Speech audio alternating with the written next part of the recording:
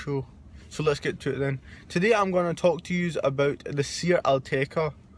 So it's a crossover between an SUV and a hatchback, and it's like pretty good because, like, you know, stuff like that is with the Mercs, like Mercedes, C63 AMG, like, and the brand new Jeep model that they've just released.